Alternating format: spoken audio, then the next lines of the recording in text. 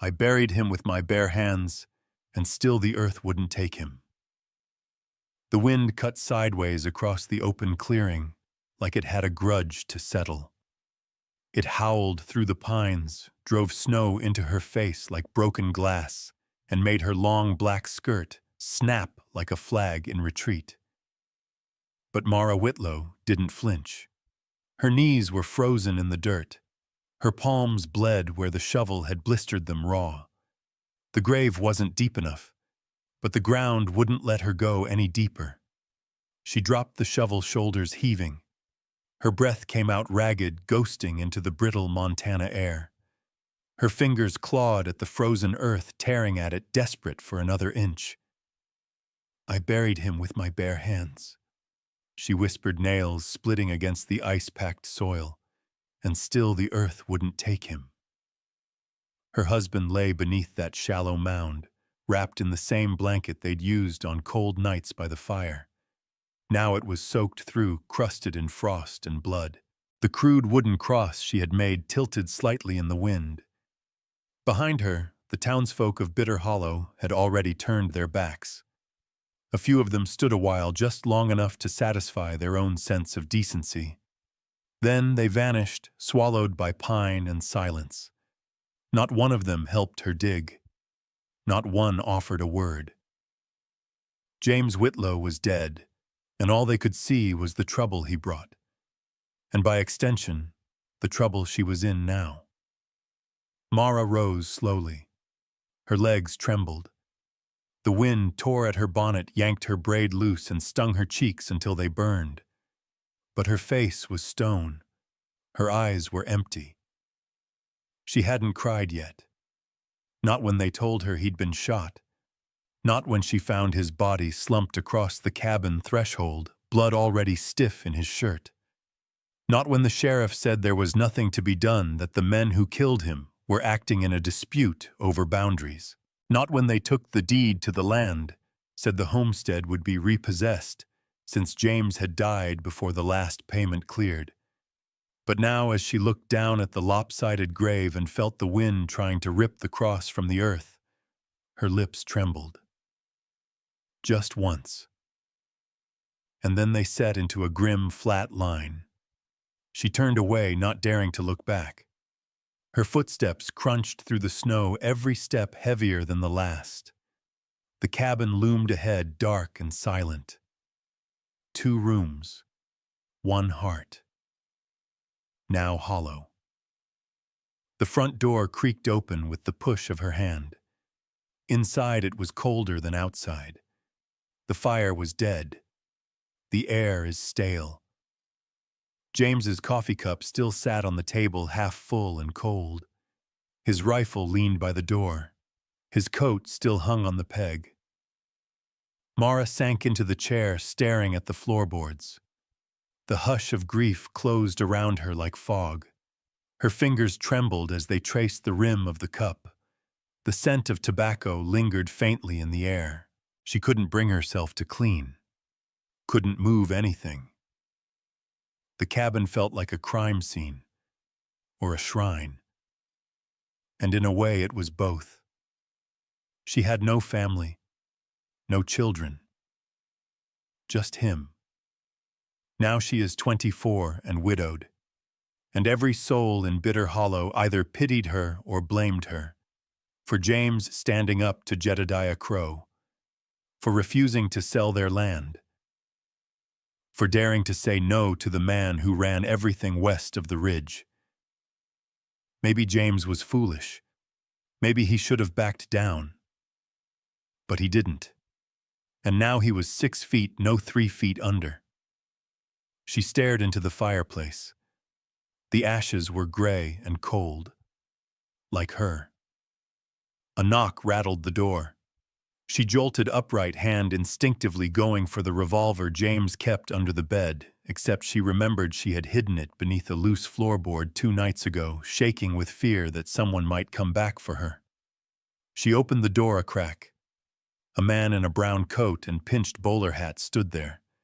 Mr. Barnett from the bank. He cleared his throat, eyes darting over her shoulder like she might be hiding someone inside. Miss Whitlow, he said, voice clipped. I'm sorry about your loss. Truly. I won't take but a moment. She didn't invite him in, just nodded. The property, well, the loan wasn't fully paid. As you know, your husband was behind. He glanced at the grave out front as if it might rise up to argue. Legally speaking, the land defaults back to the bank. She folded her arms. When 1 week. He removed his hat, not out of respect, but routine. You'll need to vacate by then. She shut the door before he could finish. 1 week. She walked to the mantel, laid her hand on the only picture they had of the two of them taken by a traveling photographer, standing stiff and awkward in front of their half-finished barn. James wore that crooked smile she hated and loved.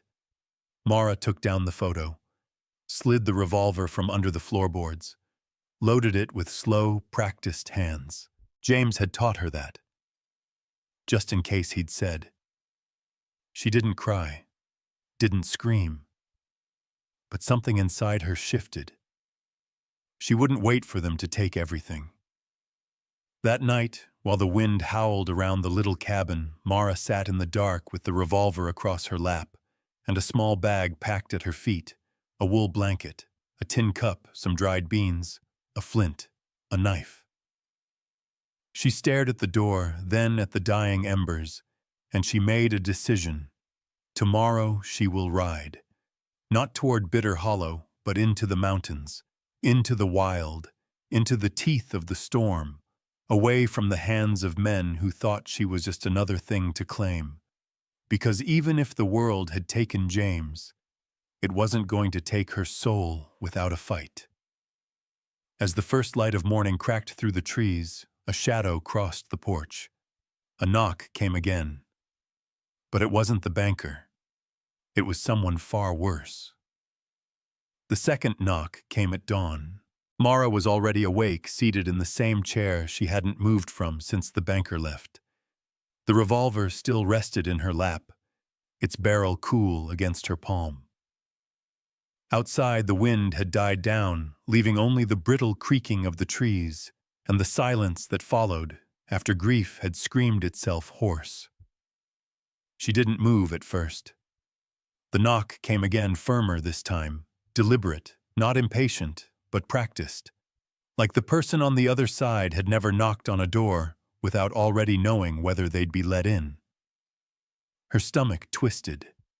This wasn't the banker. Slowly, she stood pushing the revolver into the waistband beneath her coat hand resting close. When she opened the door, a man filled the doorway like a shadow. Jedediah Crow didn't belong to the mountains. He belonged to places with chandeliers and cigar smoke, places where other men opened doors for him. But he stood on her porch like he owned it, like he owned her. His wool coat was buttoned to the neck, a black scarf tucked in neatly, and his wide-brimmed hat shadowed eyes that had no warmth in them. "Miss Whitlow," he said smoothly. "May I come in?" "No." Her voice didn't waver. He gave a small, dry chuckle. "Well, straight to the point." She stayed in the doorway, blocking his path. His eyes dropped briefly to the revolver she hadn't bothered to hide. He looked back up and smiled, not amused but satisfied. "You've got more grit than most men in town, I'll give you that. What do you want?" He leaned against the post, brushing a fleck of dirt from his glove. "I heard about James. Tragic business. Real shame. This land's a hard place for good men." Her jaw tightened. Crow took off his hat, not as a courtesy, but to show he could. His hair was graying at the temples, slicked back with a precision that looked unnatural out here in the wild. "I'll get to it then," he said, voice low and syrupy. "You're alone now. No family, no money, and no protection." Mara said nothing.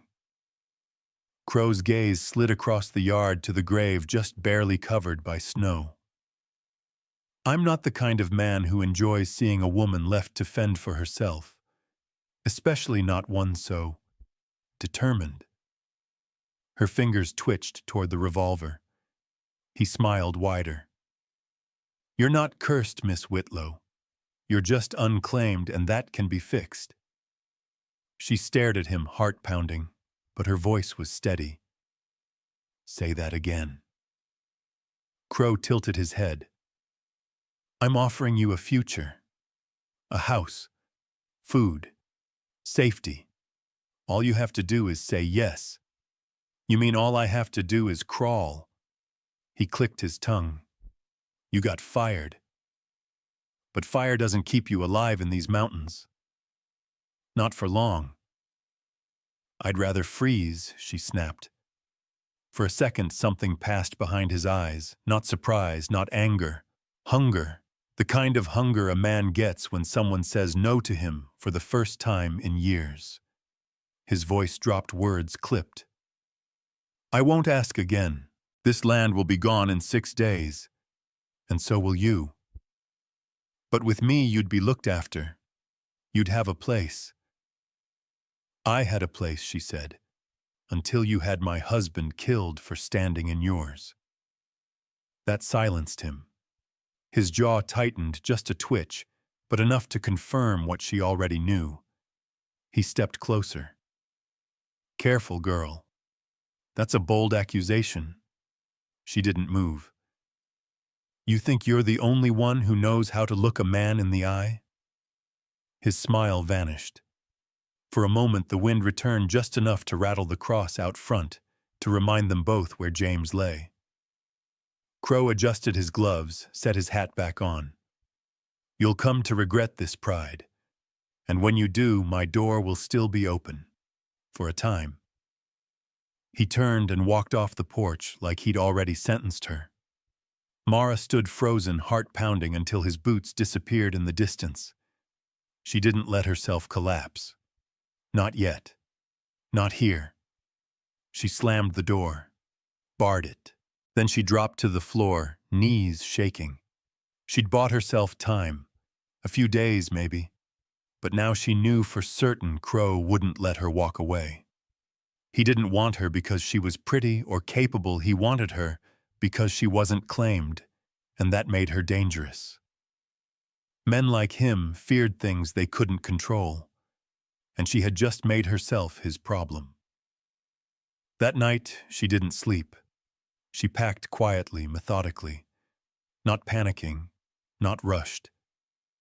She took James's knife, wrapped it in oilcloth. She filled a sack with bean salt and a tin of coffee, a wool blanket, flint and steel, the revolver, 1 extra box of cartridges, a tin cup. She saddled Daisy in the dark, careful not to make noise. Even the mare seemed to know. Her ears twitched at every creak. Before she left, Mara stood in the doorway of the cabin. I looked back just once. The chair still sat by the fireplace. James's coat on the peg. The grave outside is covered in snow. She didn't cry. She mounted up and rode east, not toward town, but into the Bitterroot, into the wild, toward nothing, because anything was better than being owned.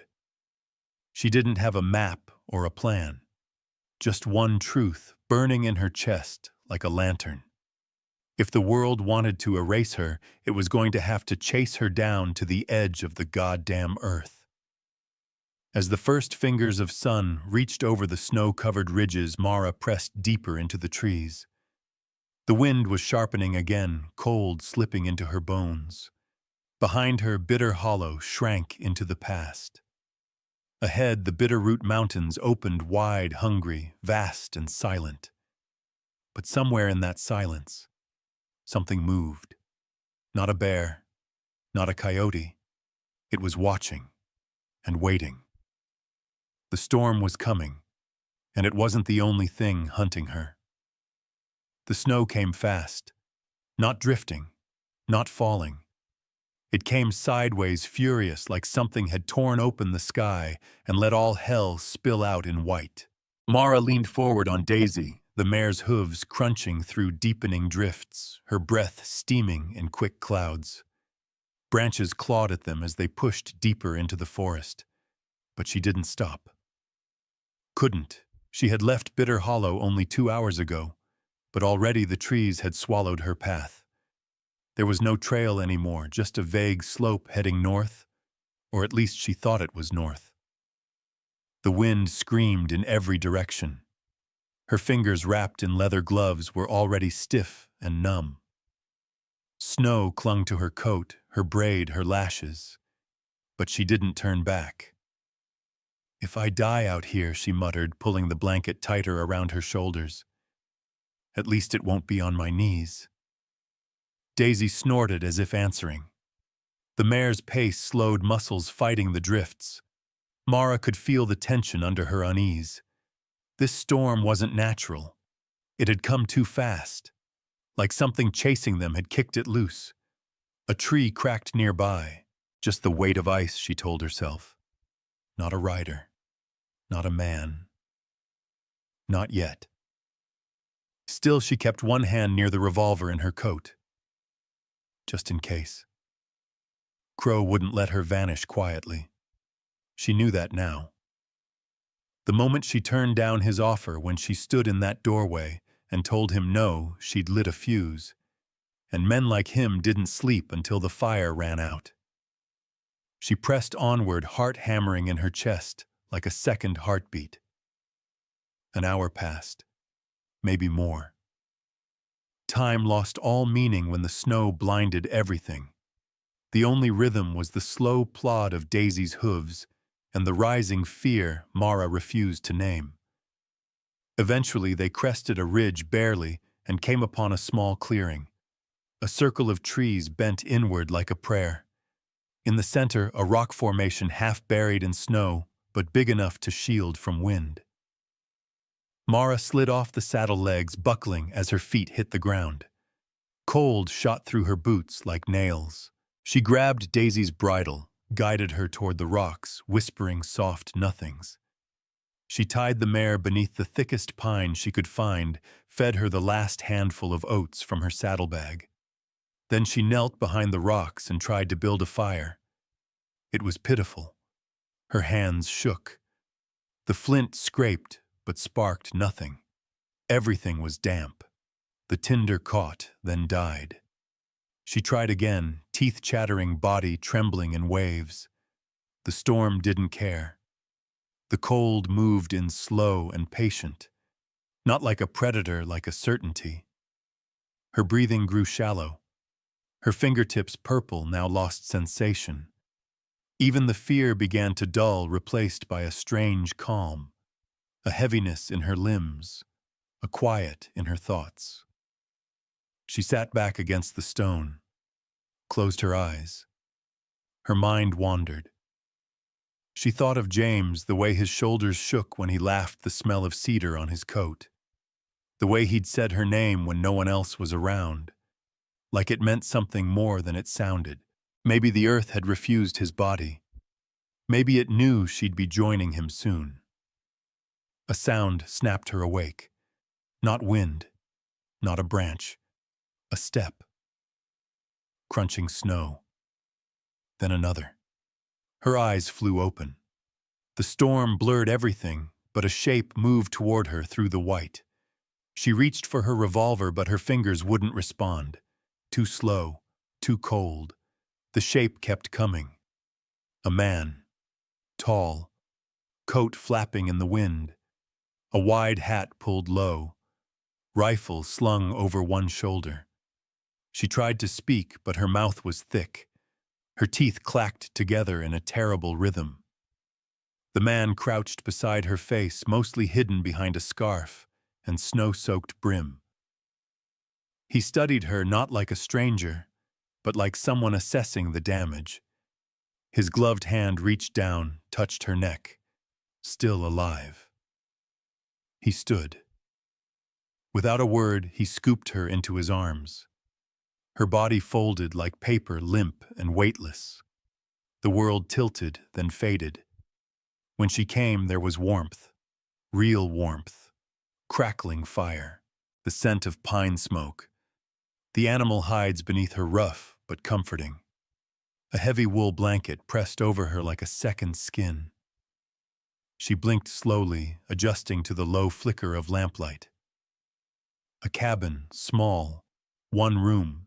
Everything is hand-built, efficient, no wasted space. She was lying on a bed not soft but solid. Safe. Someone moved across the room. The man. He stood at the stove, back turned. His coat was hanging near the fire, steam rising from it. A pistol rested on the table beside him. Another rifle hung above the door. He turned slightly, just enough for her to see the jagged scar running along his jaw, half lost in a patchy beard. He didn't speak, where her voice cracked dry as dust. "You're in my home," he said, not turning. "I don't care why." The voice was low, quiet, but sharp enough to slice silence. "I don't thank me," he added. "You won't be here long." Mara pushed herself upright, wincing. Her joints screamed in protest, but the blanket fell away and warmth seeped back into her skin. She looked around. A kettle boiled quietly. A line of tools hung near the back. Everything had a purpose. Nothing was decorative. This was a survivalist's den, not a home.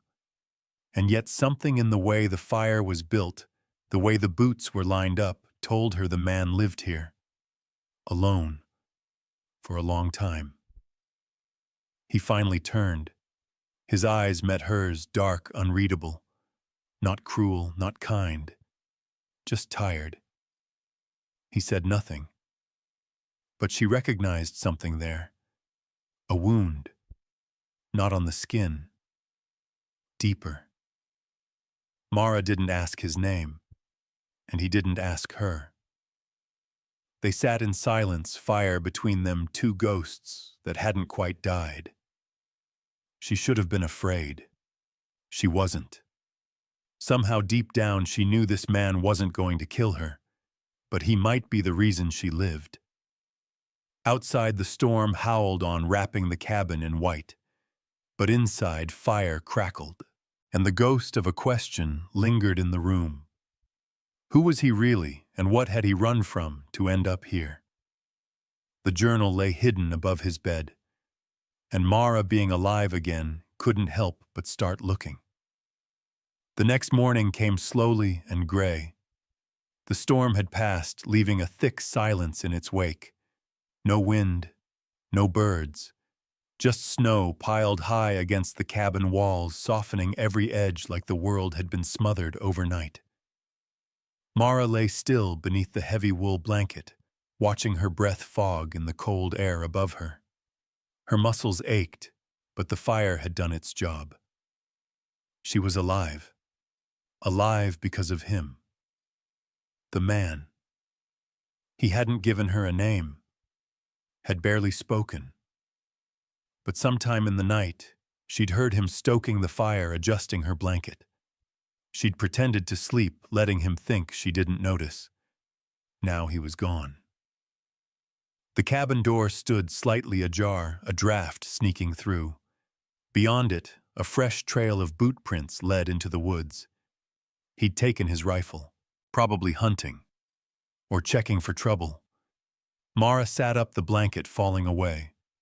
Her clothes were stiff with dried snow, but they'd been draped across a nearby chair to dry, folded even. Her boots sat beneath them, cleaned. He hadn't touched her. She pulled on the layers, fingers slow but working again. The revolver, still tucked into her coat, remained untouched. That meant something. Trust wasn't earned in a night, but it wasn't broken either. The cabin was small but solid. Log walls patched with mud, a tiny stove, a table with two mismatched chairs, shelves lined with jars of dried meat, beans, coffee, and what looked like canned peaches. Tools hung in neat rows, a hunting bow, spare traps, a sharpening stone. Everything had its place. She moved quietly, drawn by curiosity more than purpose. She wasn't looking to pry. But when death brushes close, something inside you starts asking questions. Why here? Why him? Why alone? In the far corner above the bed where she'd woken, a small wooden shelf held a few personal items, a pocket watch, a worn Bible, a box of matches, and a leather-bound notebook. She hesitated, but not for long. Her fingers closed around the notebook, the leather soft from years of handling. No lock, no name on the front, just scratches from age and use. She opened it. The handwriting was tight, slanted, masculine, and disciplined. Each page marked by dates, some going back over 5 years. But they weren't diary entries. No rambling thoughts or poetry. Just names. Dozens of them. Each one written in black ink, then crossed out with a thick slash of red pencil. Anna Leeds, Harlan Beach, David Red Calloway, Jacob Trent, pages and pages of them. She turned faster, heart tightening. The names became more violent. Notes scribbled beside them, $500 bounty. Arkansas, shot once, center mass. Left hand missing. Paid in cash. Took 3 shots. Last one behind the ear. Didn't beg. Just stared. It wasn't a journal. It was a kill ledger. Mara swallowed hard. Then came a page without a name. Just a place, Wichita, Kansas. And beneath it, in smaller letters, he was only 16. No cross-out mark. No note of payment. No date. Just that one sentence. And silence. She closed the book chest heavy. Her hands shook as she placed it back on the shelf exactly where it had been. She stepped away like it might burn her. The door cracked. She turned sharply. He stood there, rifle over his shoulder, a rabbit in one hand. Snow dusted his hat and shoulders. His eyes met hers, unreadable. Neither spoke for a long beat. "You went through my things," he said flatly. She didn't deny it. "I did." He walked in, hung the rabbit on a hook near the stove, then shut the door behind him. "I thought you said you didn't care why I was here." "I don't," he replied. "But now you do." He moved past her, taking the rifle from his shoulder, unloading it calmly. His motions were smooth, practiced, the kind of efficiency that comes from years of repetition. Not a second wasted. "You kill people for money," she said quietly. "Not anymore." "Is that supposed to make it better?" He didn't answer. She stepped forward. Wichita. Who was he? He paused, hand hovering near the stove. "Someone I should have stopped sooner. But you didn't." He turned, then slowly meeting her eyes. "No," he said, "I didn't." Silence filled the space between them. Mara's voice dropped. "How many I stopped counting at 40, he said. "That was years ago. Why did you stop?" He looked at her for a long moment. Then he said, "Because one of them looked too much like my little brother." Her breath caught. He turned back to the stove, setting a pot of water to boil. "I don't ask for forgiveness," he said. "I live up here so I don't have to lie to anybody." Mara crossed her arms, watching the way his shoulders stayed tight even as he moved. "Then why save me?" she asked. "You could have left me to the storm." "I almost did." "But you didn't." His jaw clenched. "Because you looked like you wanted to live more than I wanted to stay invisible." That silenced her. She stared at him, trying to reconcile the man in the journal with the one who'd wrapped her in blankets, the one who'd cleaned her boots, the one who hadn't asked for anything in return. "I'm not afraid of you," she said finally. "You should be." She stepped forward. "I'm not." Another silence stretched between them. He dropped the rabbit into the pot without a word. She sat at the table. The room warmed slowly, not just from the fire, but from something quieter, heavier. They were both broken, but not beyond repair. Not yet. That night, long after the stew was eaten and the cabin had gone quiet, Mara lay awake on the bedroll he'd given her. She stared at the rafters, listening to the crackling fire. His footsteps moved once, just once, toward her side of the room, but they stopped, then turned back. She closed her eyes. He wasn't just a man who had been killed.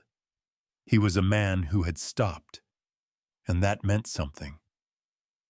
The snow deepened that night, sealing the cabin in silence. But for the first time since James died, Mara dreamed of something other than loss. The storm left behind a hush. For 2 days, snow buried the world in silence. The wind had quieted, but the cold held on, seeping into the seams of the cabin and curling up in the bones of anyone who stayed still too long. Outside, the trees bent low under the weight of white. Nothing moved. Nothing dared. Inside the cabin, life reduced itself to basics: chopping wood, boiling snow for water, feeding the fire, and waiting for the snow to soften its grip. Mara had stopped asking questions, not because there weren't any, but because she understood the man across the room now operated on something more fragile than trust tolerance. He told her his name on the 3rd morning: Asher Blackthorne. He said it while handing her a tin cup of coffee, like the act of offering the name cost him something. "You're not the first soul I've pulled from the snow," he said, sitting across from her with his own cup. "Just the first that didn't want to die." Mara met his gaze. "That obvious, He shrugged. "Most folks quit before they collapse." She nodded slowly. "I didn't have the luxury." The silence that followed wasn't awkward. It was understanding. Asher went back to skinning a rabbit.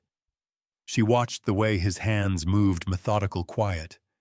Not cruel, but precise, like someone used to undoing things. "What about the others?" she asked. He paused. "The ones I pulled from the snow." She nodded. They didn't stay long. Neither of them mentioned the journal again, but it was there in the air, like the smell of smoke after the fire dies. That afternoon, Mara insisted on helping with chores. He tried to wave her off at first, but she dug her heels in. "I can't just sit," she said. "Makes me feel like I'm dying." So he handed her an axe. She chopped kindling until her arms screamed, and even then she didn't stop. She shoveled the path to the creek, fed Daisy, swept the cabin. She was building herself back piece by piece. At night, they sat in the glow of the fire, too tired to talk, not ready to sleep. Asher cleaned his rifle. Mara stitched a tear in her coat. The silence between them no longer felt like a wall. It felt like a room, a place where grief could breathe without choking.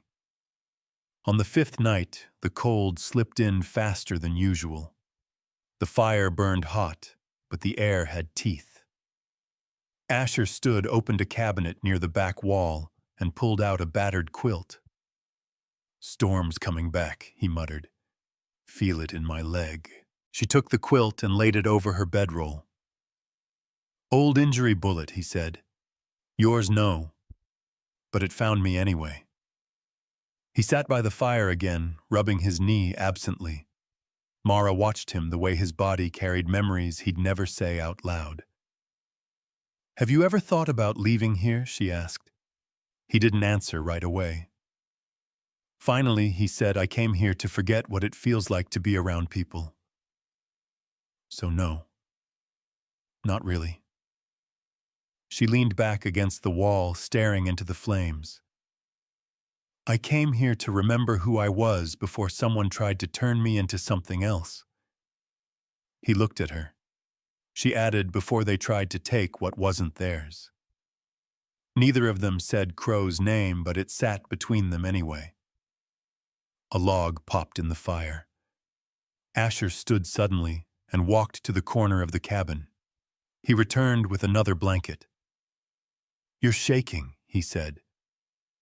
"I'm fine." "You're not." He draped it over her shoulders. For a moment, his hand lingered just long enough for her to feel the heat of it through the fabric. She looked up. His face was close, weathered, rough edges softened by firelight. "I don't know how to do this anymore," she said quietly. "Do what? Be close to someone."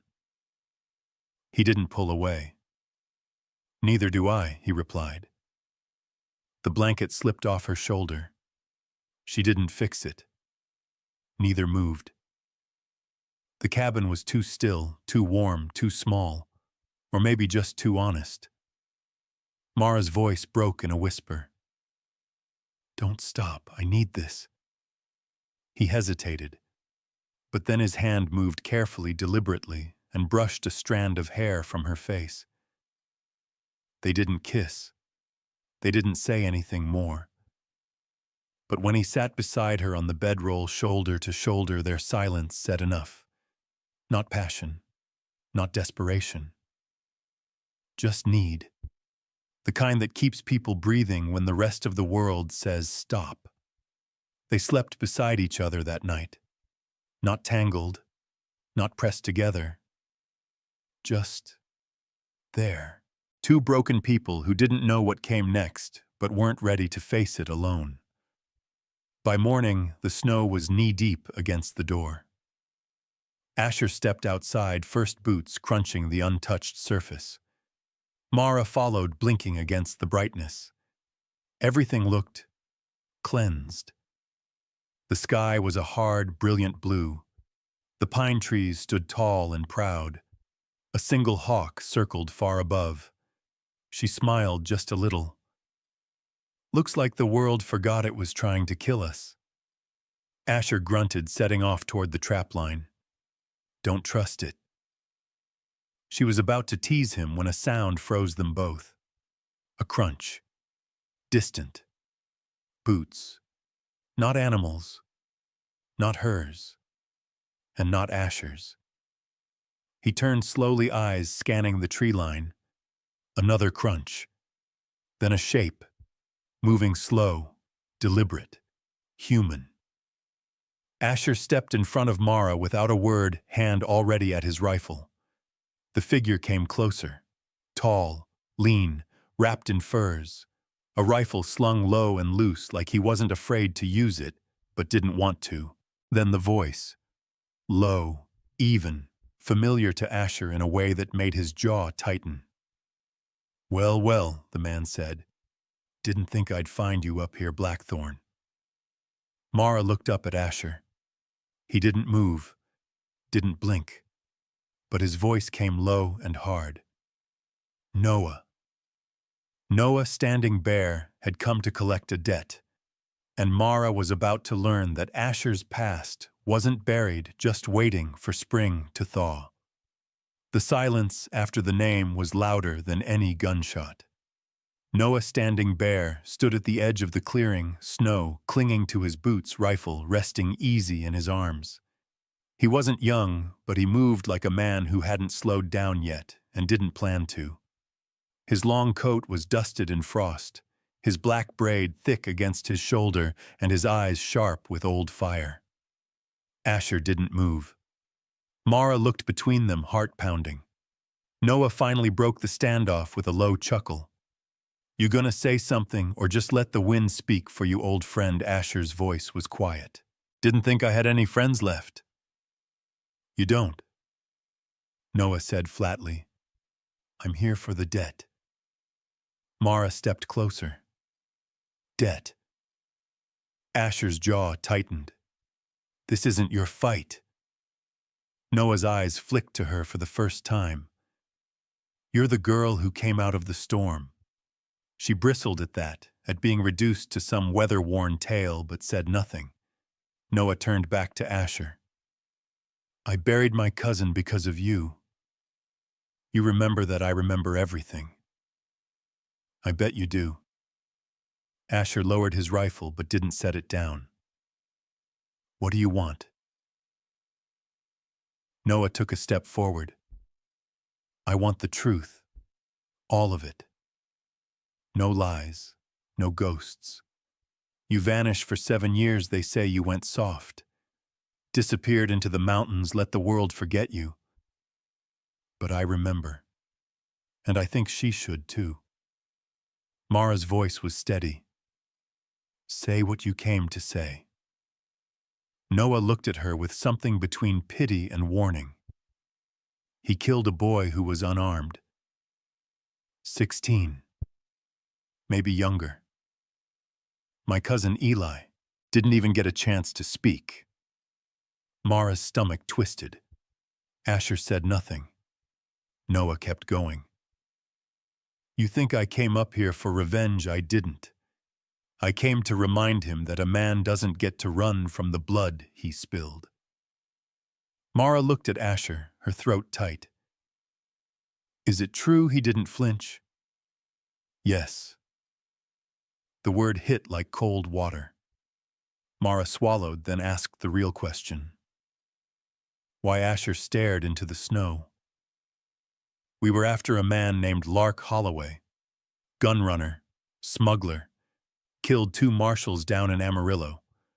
Bounty said, dead or alive. We tracked him to a farm outside Wichita. He paused.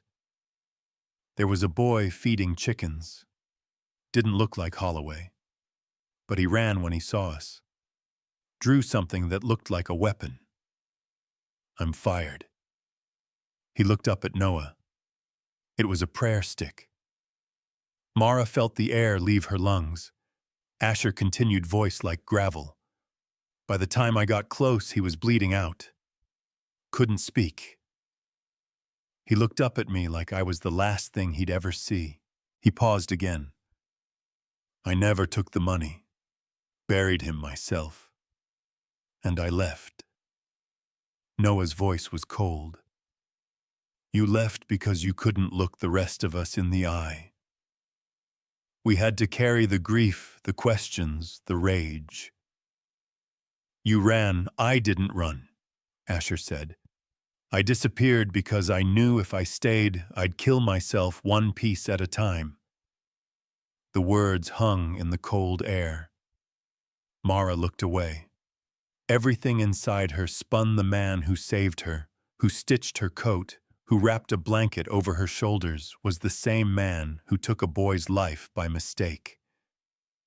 But she also knew something else. He hadn't run from the world. He'd buried himself in it. Noah took a slow breath. I should have killed you the day it happened.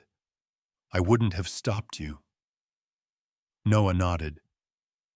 But I didn't. Because the spirits weren't done with you yet. Then he looked at Mara. You want to stay with a man who walks with that weight, that's your choice. But don't pretend you didn't see it coming. Ghosts don't knock before they enter. She held his gaze. He's not the only one with ghosts. That made Noah pause. I've lost everything too, she continued. My husband was murdered. My home was stolen. The man behind it owns the whole damn valley, and now he wants me. Noah's expression darkened. What's his name? Jedediah Crow. The change in Noah was immediate. His jaw tensed, eyes narrowing. I know that name. Asher raised a brow. You do, Noah nodded slowly. Crow's been buying up land across tribal borders, paying off sheriffs, sending men to scare families off ancestral grounds. Mara stepped forward. He's not just a man. He's a plague. Noah's face hardened. Then maybe that's the debt we settle. Asher shook his head. You said you came here for the truth. You got it. Don't drag yourself into our mess. I was born in a mess, Noah replied. And I don't like what Crow's doing to the land or the people. If I can put a bullet where it belongs, so be it. Mara met his eyes. So we have a common enemy. Noah looked at Asher. Don't mistake this for forgiveness. I wouldn't dare. But I'll fight beside you, Noah added. Long enough to make it count. Asher nodded once. That's all I ask. Mara stepped between them, her voice clear and steady. Then we start now. I don't want to spend another winter looking over my shoulder. Noah slung his rifle. We'll need supplies, information, and a plan. I've got maps, Asher said. Old ones. Back when this land still had names that meant something. He opened a trunk by the wall, pulling out rolled parchment charcoal pencils, notes scribbled in his own hand. We hit Crow where it hurts, Amara said, and we take back what's ours. Noah nodded. Then we draw a new line. As the three of them huddled over the map, plotting routes and outposts, a quiet resolve settled in. The past was a shadow, but the future could still burn. Far below the mountain, in the warmth of a saloon fire, a telegram reached Crow's hand. Blackthorn sighted. Not alone. He crumpled the paper and stared into the flames. Then let the hunt begin. Sometimes the only way to kill a monster is to become something worse. Snow fell again, lighter this time, but steady, like a warning that winter wasn't done with them just yet. Inside the cabin, the air crackled with more than fire. The map lay open on the table, weighted at the corners, with spent bullets and a tin cup. Charcoal lines sprawled like veins across the parchment paths, watch points, supply routes, and at the center of it all, a red X. Crow's estate. It was marked bold, circled twice like a curse. Mara stood with her arms crossed, studying the sketch of a place she once called hell. Asher leaned against the far wall, arms folded, watching her more than the map. Noah knelt near the fire, cleaning his rifle, with slow, deliberate motions. The silence wasn't uncomfortable. It was just full of plans, regrets, and things none of them were ready to say. Mara broke first. You know his men patrol every ridge south of Bitter Hollow. We don't go in blind. Noah didn't look up. We won't. We've got 2 weeks. Then the thaw begins. That's when the high passes open and he gets more supplies, more men. Asher stepped forward. And more reach. If he's got plans beyond Bitter Hollow, that's when he moves. Mara turned toward him. Then we hit him before spring touches the valley. Noah finally met her eyes. Have you ever killed a man up close? She didn't flinch. Not yet. He nodded as if that was enough to answer enough. You will. And it won't feel like justice. She stared back.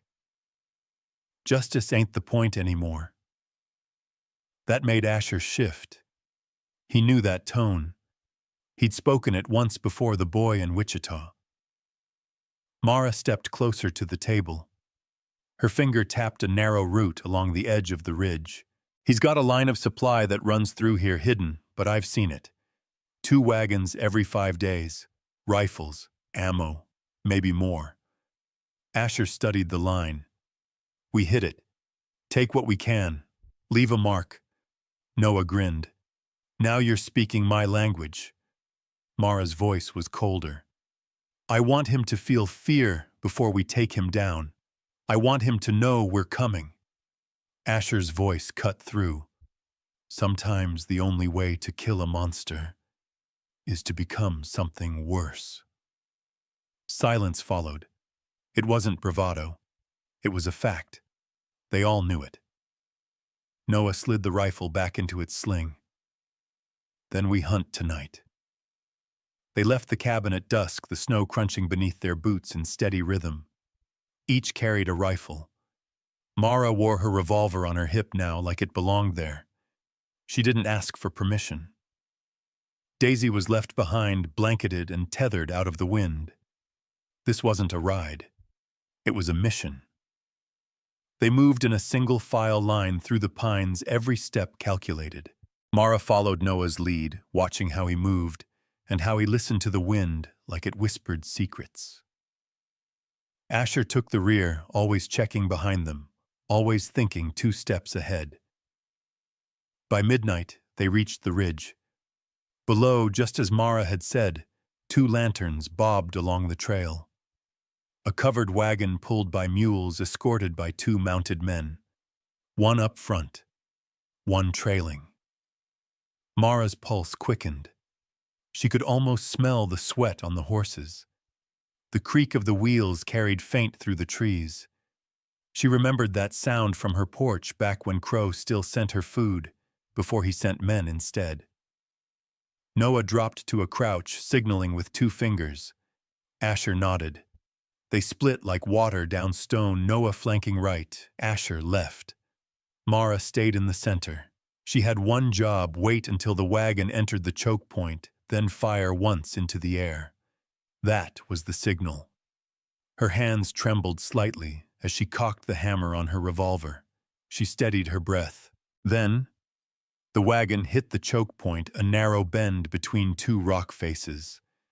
The lead rider clicked his tongue to slow the mules. Mara rose from behind a log, aimed skyward, and fired. The shot echoed like thunder. Chaos erupted. Noah's rifle barked from the ridge. The rear guard dropped from his saddle with a cry. Asher emerged from the dark like a ghost, dragging the front rider off his horse before the man could draw. Mara moved fast, gun-drawn eyes scanning for any sign of more. The wagon driver raised his hands. "Don't shoot, I just haul." Noah kept his rifle leveled. "Then get off the damn wagon and walk south. Keep walking." The man didn't argue. Within minutes, they had control of the site. Asher cracked open the crates. Ammunition, dried rations, 2 repeating rifles. One box marked with Crow's seal held money likely to pay for his men. Mara stared at it. "This'll hurt." Asher picked up the box. Not enough. He struck a match and tossed it inside. Flames licked through the dry wood, curling around coins and papers, devouring what once held power. Mara didn't look away. Noah watched her, then nodded. "You're ready for what?" He tilted his head. The next step. They returned to the cabin just before dawn, exhausted but alive. Mara dropped onto the bench near the fire, stripping off her gloves. Her knuckles were raw, her eyes hollow. Asher handed her a tin cup. "Whiskey." She drank without question. "You did good," he said quietly. She nodded once, but her voice came low. "I thought I'd feel more." "You will. Later. When it slows down." "It can't slow down," she said. "Not yet." He understood that too well. She stood staring out the window. The forest looked the same, but something had shifted. Inside her. Noah stood near the door, lighting a fresh roll of tobacco. That was the easy part. She turned. "What's the hard part?" He exhaled smoke. "Making it personal." Mara's lips curved. "Good. Because it is." Miles away, the wreckage of the wagon smoldered in the snow. A rider arrived at dawn, surveyed the damage, and turned his horse south at a gallop. Back to Crow. To warn him. They weren't hiding anymore. Crow wasn't the kind of man to sit and wait. And Mara had just lit a match inside a powder keg. Crow wasn't the kind of man to sit and wait. By mid-morning, the snow outside Dry Mesa Saloon had turned to slush under the hooves of horses being saddled in a hurry. Men moved like they had fire licking at their heels, loading rifles, buckling gun belts, tightening cinches. Orders were barked, names called, and at the center of it all, standing under the porch with a black cigar clenched between his teeth, was Jedediah Crow. His coat was dark wool, double-breasted, lined with silver buttons that caught the morning light. His eyes were colder than the frost, still clinging to the roof, and his face held none of the charm he used on landowners and sheriffs. This was the other Crow, the one who ruled Bitter Hollow with a fist instead of a contract. "You're sure?" he asked. The messenger nodded, dust and sweat streaking his face. "Wagon ambushed the north trail. Burned the whole damn hall. Said one of the attackers had scars like fire." Crow's jaw tightened. "Blackthorn," he muttered. He turned to the man beside him, a tall, narrow-eyed figure with hair pulled into a slick knot and a curved knife on his hip. "Levi, bring 6. Fast ones. We go north." Levi nodded and vanished without a word. Crow dropped the cigar into the snow, grinding it beneath his heel. Time to remind the mountains who they belong to. 2 ridgelines away, Mara sat sharpening her knife on the porch rail, the strokes slow and deliberate. A sheen of sweat clung to her brow despite the cold. She didn't say much anymore unless it mattered. Asher stood at the tree line watching the sky. Noah emerged from the woods, bow slung across his back, 2 rabbits hanging from his belt. He dropped them near the fire and looked at the others. "They know," he said simply. Mara didn't stop sharpening. "How soon?" "Soon enough," Noah replied. Smoke was seen rising over Crow's barracks. "He's coming. Not just with riders, with fury." Asher nodded. "Then we've got less than 2 days to make them bleed again." They gathered around the map. Mara tapped the trail that curved south, winding through a narrow canyon. "We lead them here. We control the high ground." Noah glanced at the marks. "But that cuts us off from the west ridge." "No retreat." "We're not retreating," Mara said. Asher looked at her, voice even. "You sure I didn't come this far to run?" she said. "And neither did you." There was no bravado in her voice. Just steel. Noah smiled faintly. "Damn. She sounds like you now." Asher didn't smile. He was remembering what it meant to lead men into death and still walk away. They set the trap the next morning. The canyon was narrow and steep, with walls high enough to muffle sound and light. Asher and Noah climbed to opposing ridges, rifles ready, vision long. Mara stayed near the center bait. She placed the burned crate from the wagon on a flat rock and marked the ground with Crow's sigil etched deep in charcoal. A challenge clear as day. Then she waited. Snow fell again, not heavy but fast. Wind whistled low like the land was humming before it screamed. She stood still, revolver at her hip, fingers flexing slowly to keep the blood moving. "They'll expect an ambush," Noah had warned. "Let them," Mara had replied. And now all she could do was listen for hooves, for breath, for the first sign that the quiet would break. It didn't take long. A distant thump of hooves, then the creak of leather. A whistle, short, sharp, echoed down the canyon. Crow's men entered like they owned the trail. 6 on horseback, 1 leading. Tall, straight-backed, with a long rifle across his lap, and a black coat that looked expensive and blood-soaked all at once. Crow. He spotted the crate, the mark, and slowed. Mara didn't move. He stepped off his horse, slowly brushing snow off his gloves. "You think you're brave," he called out. "I built this town, paid for every stone, every grave. You think you're gonna burn it down with a little fire and grit?" Mara's voice rang clear. "I think you've mistaken fear for power." He smiled, cold and flat. "You were nothing but a widow with dirt under your nails. I offered you comfort, A place. You offered a cage, she snapped. And now I'm the key. That was the moment. The moment she saw the flicker in his eye. The calculation. The shift from insult to intent. He raised his hand. The riders spread. But that's when the canyon roared. Noah's rifle cracked from the east ridge. One rider dropped his scream cut short. Asher fired from the west. Another slumped in his saddle, then tumbled hard to the snow. Mara spun Drew and fired into the chest of a third as he charged. Chaos erupted. Crow ducked behind a fallen log, shouting orders. But they had the ground, the shadows, the plan.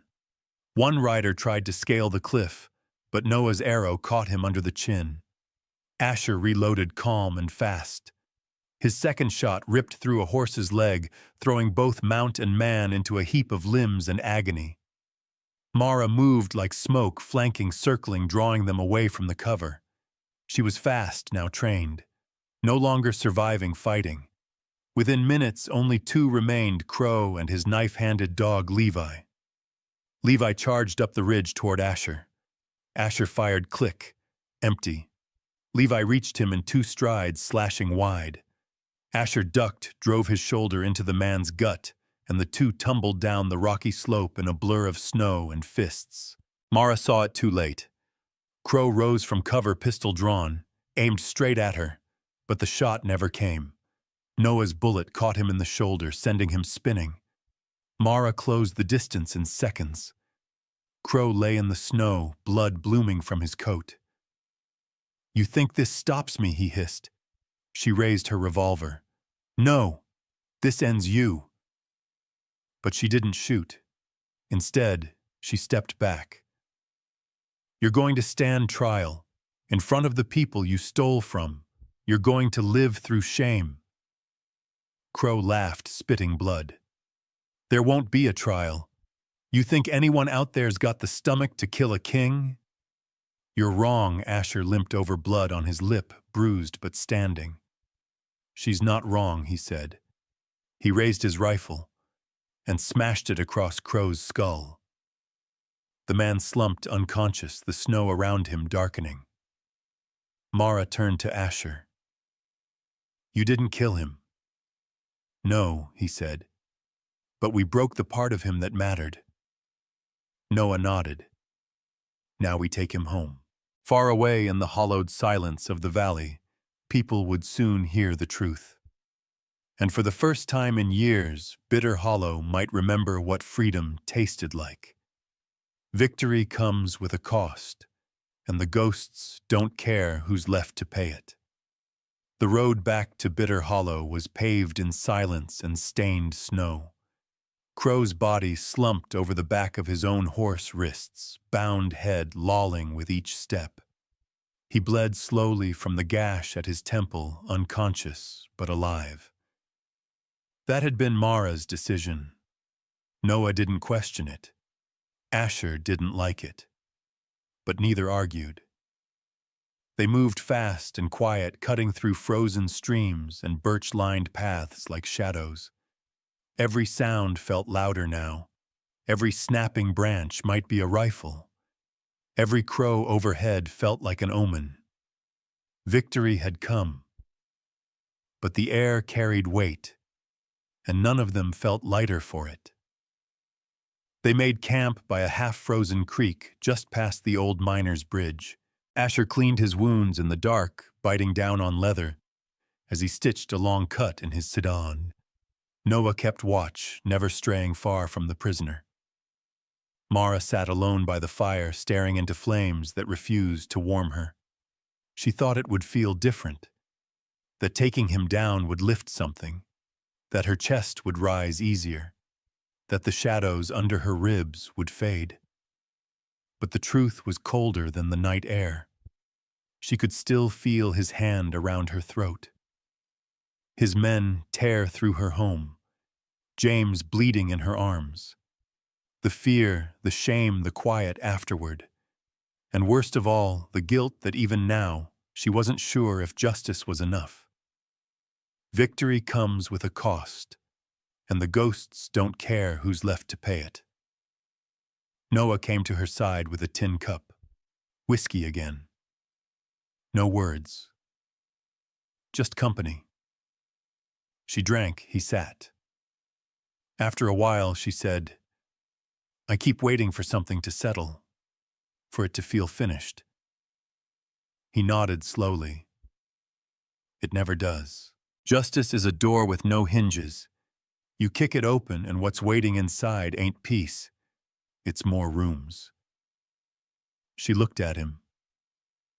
"Have you ever found one that's empty?" He cracked the faintest smile. "Once. But I was too young to understand that I was happy." Across the fire, Asher was watching. He hadn't said much since the canyon fight. Mara could feel the distance creeping back, not between them, but inside him. She stood and walked over. He was cleaning his rifle with slow, methodical strokes. "You're quiet," she said. "I've seen too many men walk out of a fight thinking it was over." Mara sat beside him. "It's not over." He didn't look at her. "Exactly." She placed a hand on his arm. He tensed just a little, then let the breath go. "You did good," she said. "We all did." He nodded, then said quietly, "It still doesn't change what I was." "No," she said, "but it proves what you're choosing now." That made him pause. "You could have killed him," she added, "but you didn't." He looked up. "You stopped me. I gave you the space to choose, and you chose not to be the monster he thinks he owns." They sat there staring into nothing until the fire died down. Sleep came slow and shallow that night. Noah dozed with one eye open. Mara lay awake, staring at the sky through the canopy, listening for hoofbeats that weren't there. Asher didn't sleep at all. By morning, Crow was awake.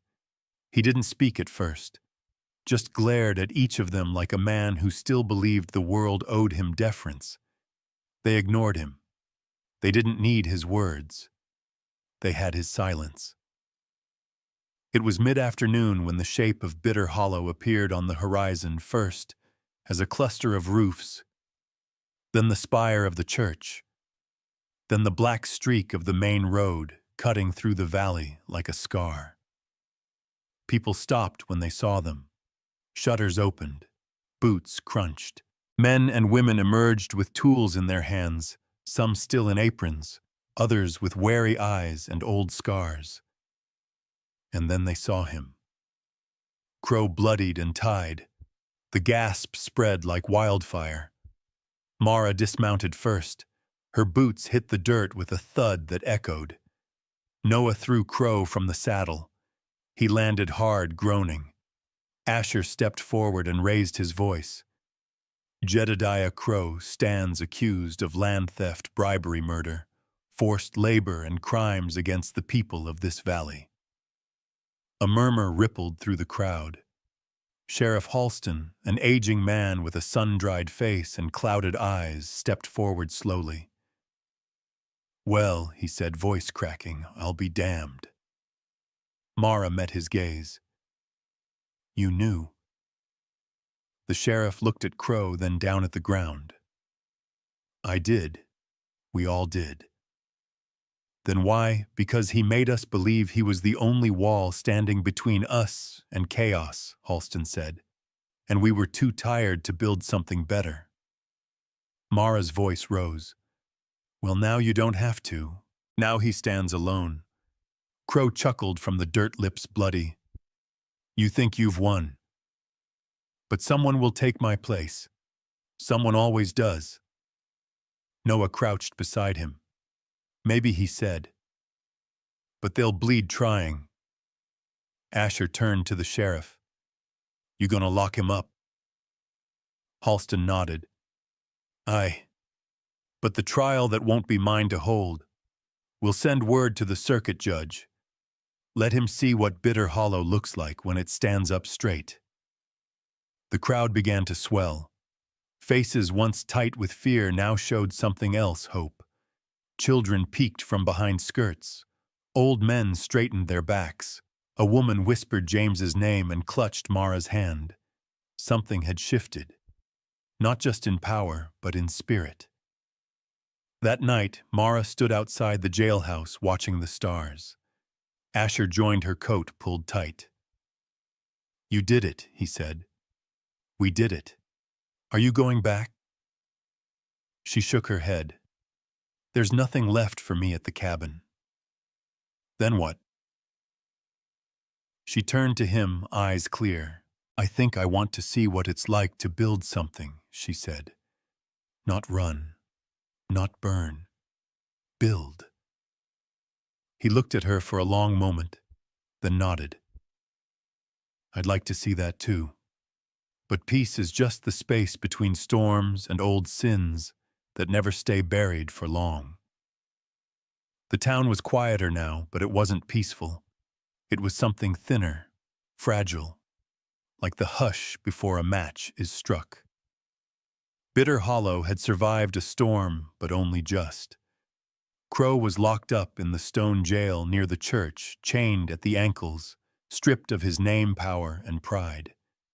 Yet every time Mara passed the barred window, he was there, watching, not shouting, not begging, just waiting. And waiting men were always the ones who worried her most. She hadn't slept well since the trial had been scheduled. 5 days. 5 days until the circuit judge arrived, escorted by deputies from Carson City. 5 days until Crow was sentenced by law, not fire or blood. The town had chosen justice, and that decision weighed heavier with every sunset. She stood outside the sheriff's office, now coat pulled tight, revolver under her arm, eyes scanning the street. The wind carried voices, kids laughing, boots crunching, horses nickering. But under all of it, she could hear it, tension. People tried to smile, but trust came slow in places where it had been broken for years. Asher approached from behind, coat dusty rifle slung across his back. "Heard some of Crow's men split off south," he said. "Toward Broken Hill." Mara didn't turn. "Let them run. The ones who stay are the ones to watch." He nodded. She looked over. "Something's coming, Ash. I can feel it. Peace is just the space between storms." Her jaw clenched. "And I think this one's got teeth." He followed her gaze to the corner store. A new man had shown up 2 nights ago, a stranger, slick boots, a city accent too clean for a mining town. Said he was looking for work, didn't say where he came from. Mara had spotted the callus of a trigger finger on his right hand. Noah had noticed too.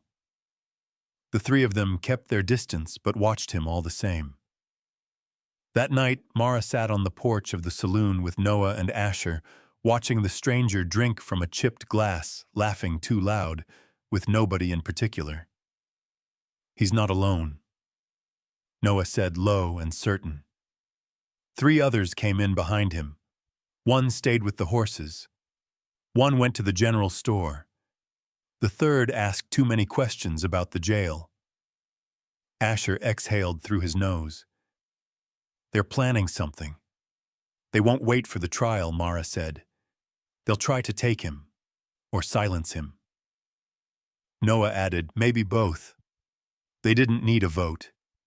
They'd been through enough wars to know when a line was about to be crossed." At midnight, Mara and Noah took post behind the jailhouse. Asher sat in the shadows of the front stoop, coat pulled low, eyes never leaving the street.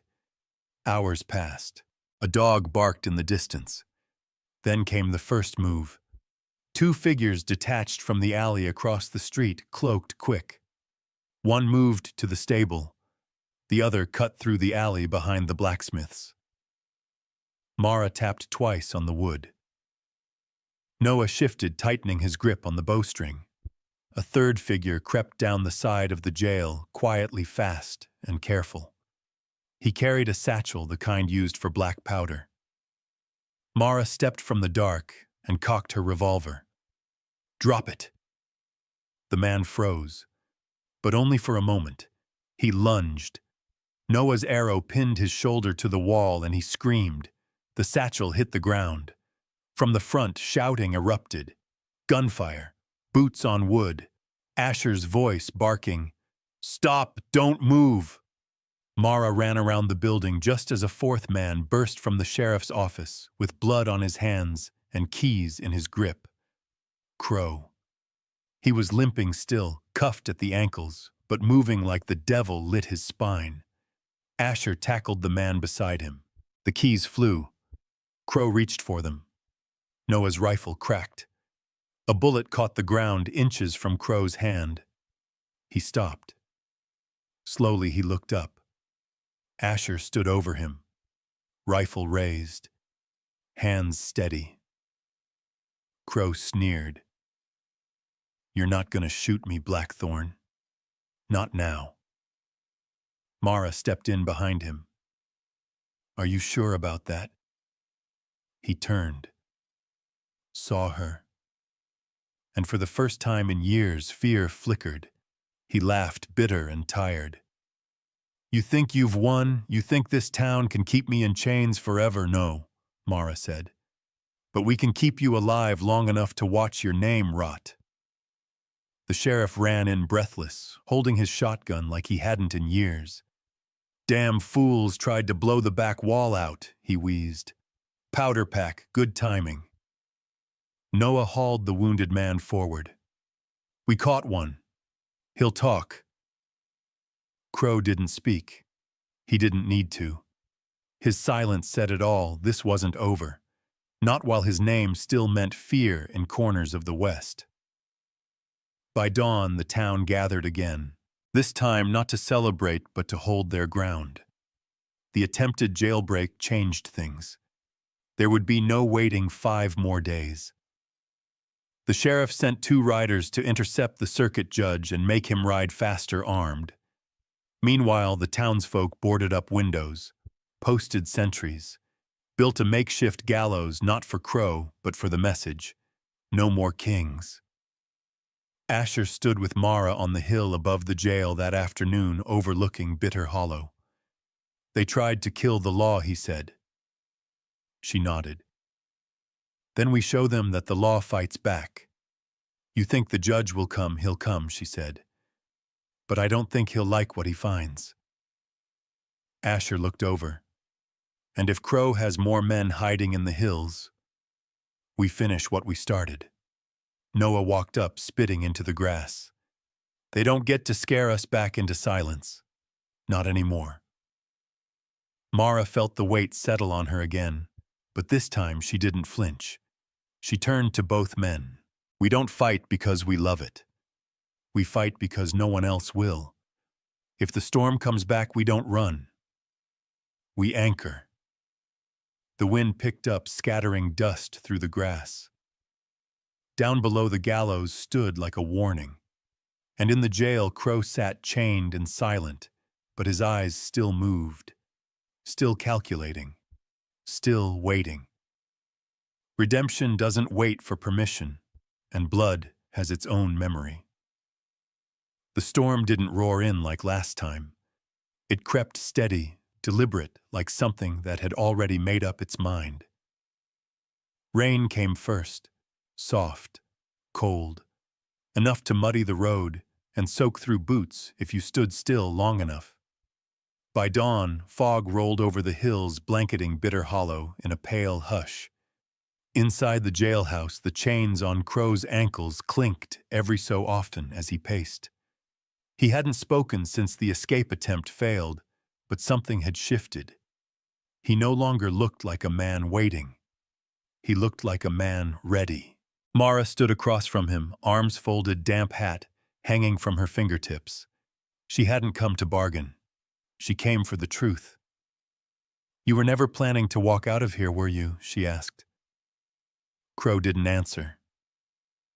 "Those men weren't rescuing you," she said. "They were cleaning up, tying off loose ends." His eyes flicked up. Mara nodded. "You've been replaced." That landed like a blow, even if he didn't show it. His fingers flexed. His jaw tightened. She stepped closer. You built a kingdom on fear, Jedediah. But kingdoms fall. And men like you don't get remembered. You get buried. He gave a slow, thin smile. Bury me then. But remember this.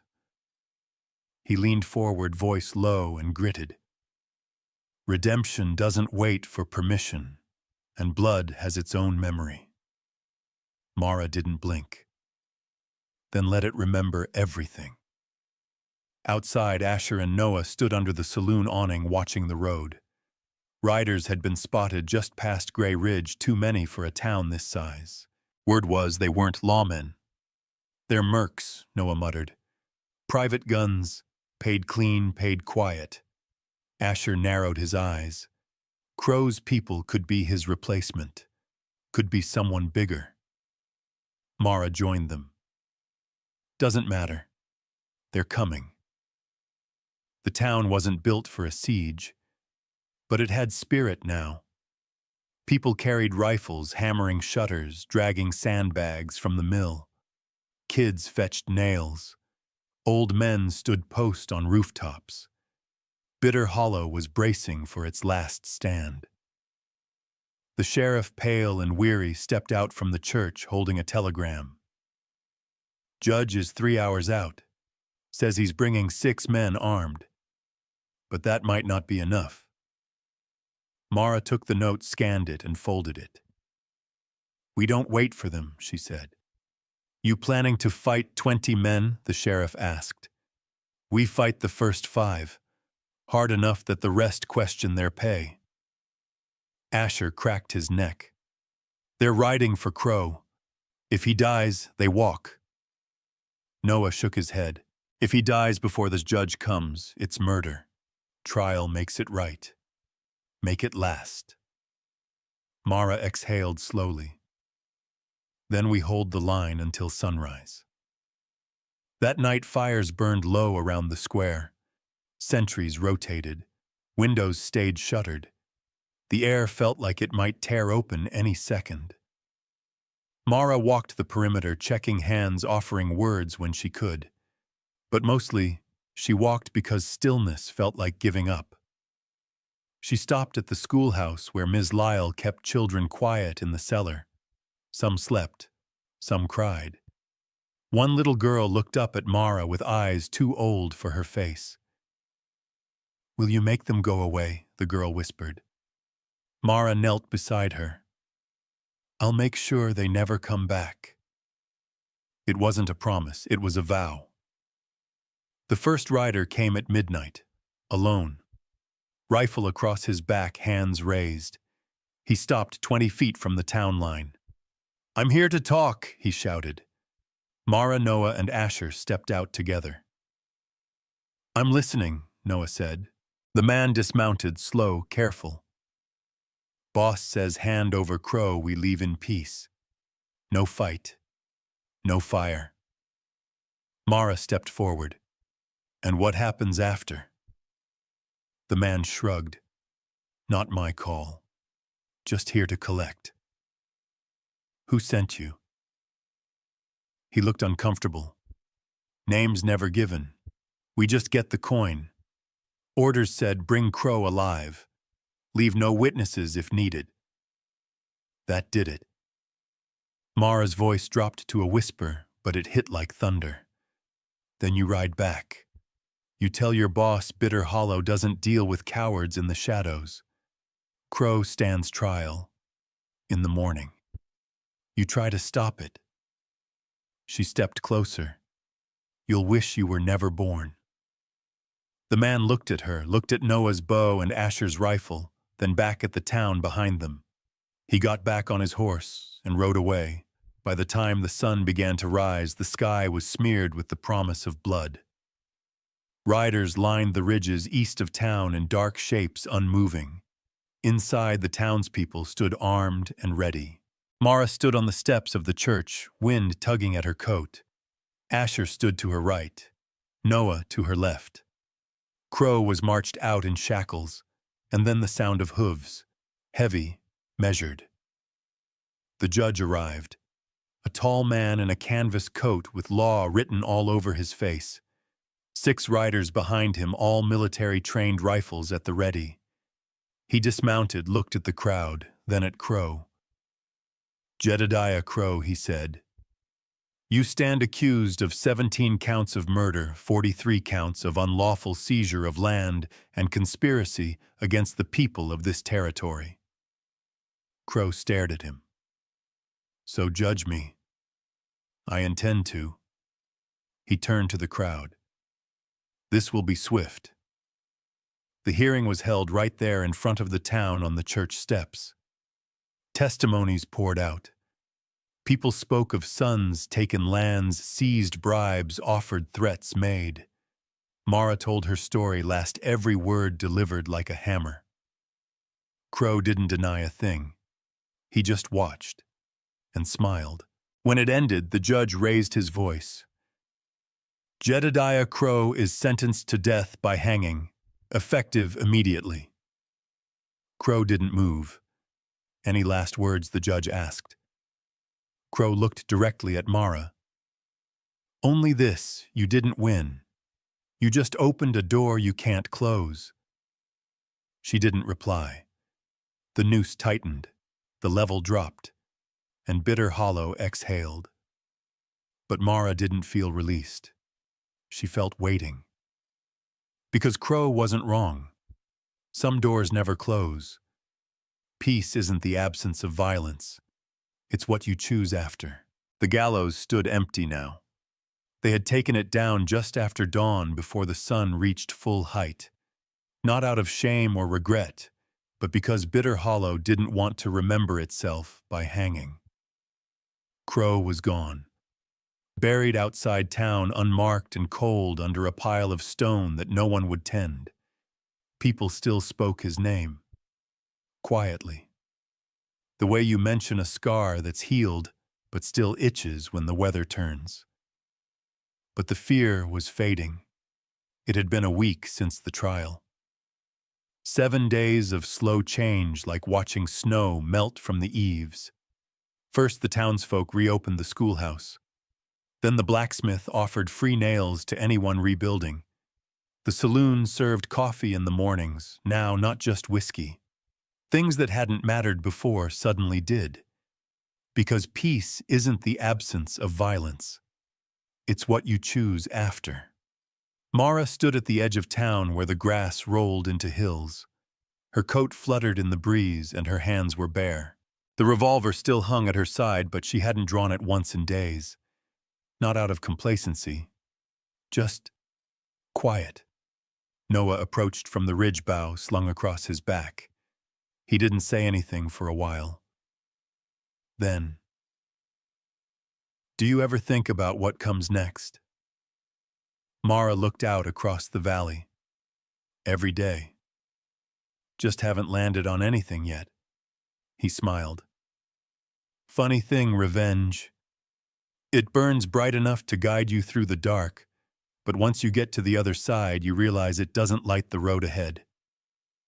She nodded. "That part I'm still figuring out." Noah handed her a folded piece of paper. She took it, opened it, and read. It was a land deed, the old mill outside town, signed over to her by the judge. "You're giving me a building with no roof and a creek that barely runs," Noah grinned. Thought it'd be poetic. Something stubborn, busted, and full of potential. She laughed genuinely, the first time in what felt like years. "You think I could fix it up?" she asked. "I think if anyone could, it's you." He turned to leave, then paused. "I'll be riding out soon. Other towns need helping hands. Other ghosts to put to rest." She reached out and touched his arm. "Thank you, Noah, for standing with me when it counted." He tipped his head. "Always." Then he was gone.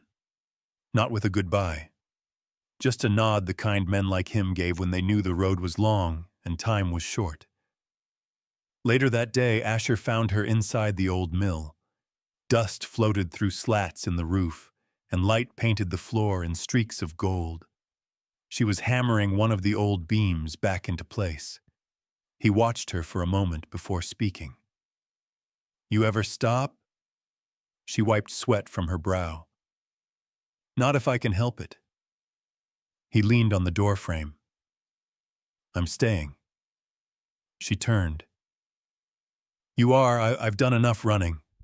Thought maybe I'd try something harder. Like living." She smiled softly.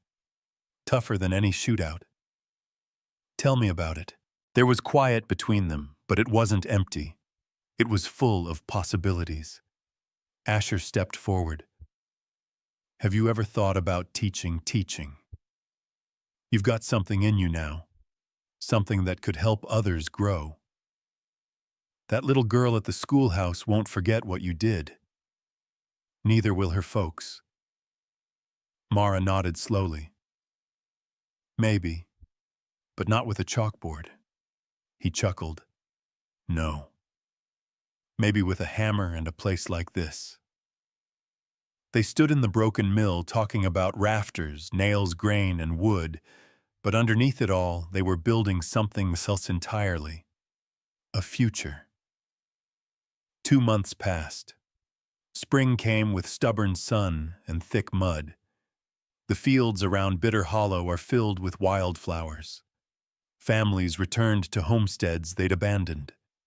The river ran clearer, and children laughed without looking over their shoulders.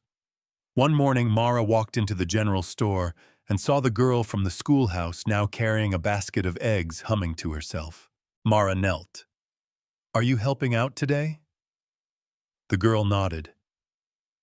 "Mama says I'm the best egg picker in the whole territory." "I believe her," Mara said. The girl hesitated, then asked, "Did you kill him?" "The bad man," Mara paused. "No," she said. "But I helped stop him, so no one else would have to." The girl looked thoughtful, then hugged her. It caught Mara off guard, but she hugged back. And when she stood up, something inside her had shifted. A stone that had lived behind her ribs for years felt lighter. Later, she walked up to the hill overlooking town. The wind carried the sound of hammers from the blacksmith, laughter from the saloon, and church bells marking noon. Asher sat on a bench he'd built from salvaged wood, whittling something with a pocket knife. She sat beside him. "What's that?" she asked. He held it up. A small carving of a hawk, wings wide. "Thought I'd give it to the schoolhouse." Mara smiled. "Freedom with talons. I like it." They sat in silence, watching the town they'd helped save, not with bullets or vengeance, but with choice. The choice to stay. The choice to build. The choice to believe in something better than fear. Because maybe, just maybe, healing isn't something loud or quick. Maybe it's something you do day after day, board by board, word by word, gesture by gesture, until one day you realize the ghosts don't follow you anymore. They just watch from a distance, and finally leave you alone. The mill opened by summer. Kids came to learn how to shape wood and grind grain. Travelers passed through and heard stories about a woman named Mara Blackthorn who rode through fire and didn't burn. And Mara. She never left Bitter Hollow. Not because she was stuck, but because she finally chose to stay. Not for revenge.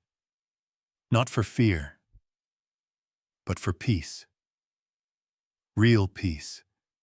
The kind that's built with your own hands and never taken again.